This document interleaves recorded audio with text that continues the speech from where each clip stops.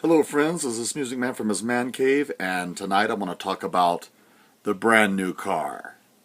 I didn't get really heavily into the conversation, but just recently a couple of friends of mine bought a brand new car. And they didn't buy a brand new car, they got sold a brand new car. Let me tell you, there's a difference, because they were saying a car salesman's mantra repeatedly. You can always tell when someone's been sold a new car, because they're saying things, they're rationalizing and justifying, saying things that are not true, completely not true, and make no sense, and really are not financially astute. And I count these people as very intelligent, but they got sold. And so let's talk about it a little bit, and what was the lies that they fell for. Coming right at you.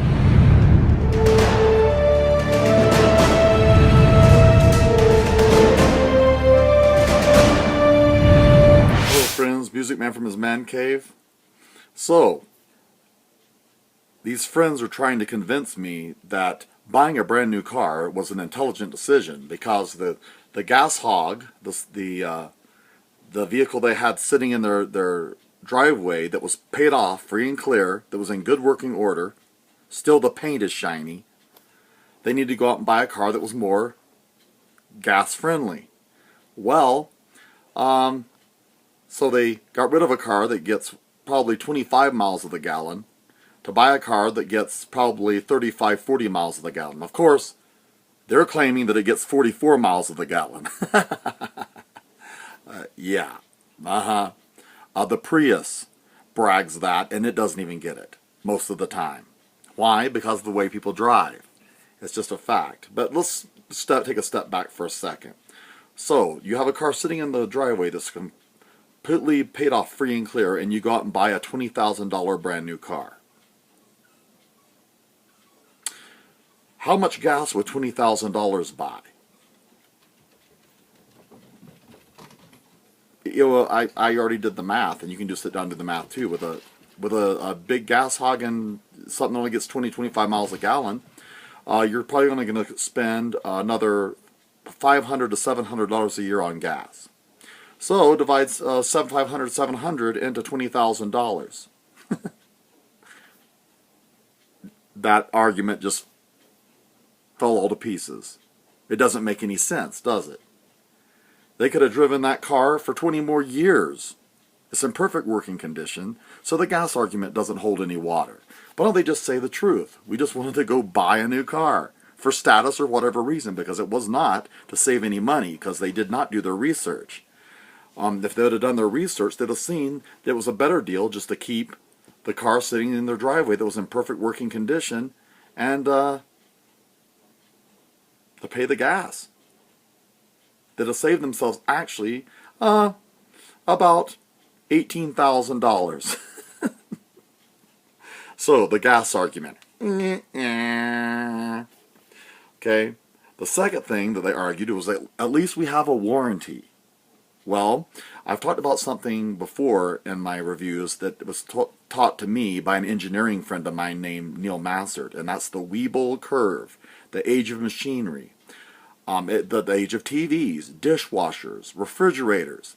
There's a Weibull curve, and it looks like this. It starts off, and this is where you can have all these problems right here. Then it settles out, and it goes the life of the device, and then it starts having problems again.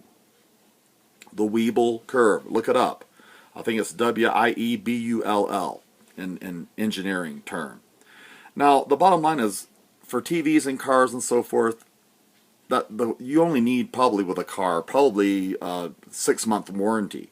Because in that time, you would know if that car is going to give you any trouble.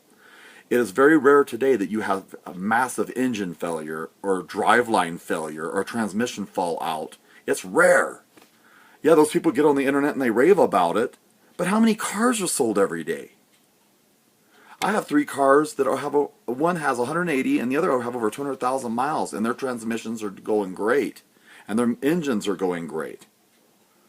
So they're not at the end of their Weibull curve yet. It's going to take probably a transmission failure or an engine failure, and then it's time to actually say, okay, now it's time to look at getting a good used car. I'm not going to go out and buy a brand new car. So they're using this warranty. Now, the warranty is good after about 6 months to a year with this car. If there's no major issues, it's good for toilet paper. There's really no reason for the warranty anymore because the car is going to be dependable. They're made very well today.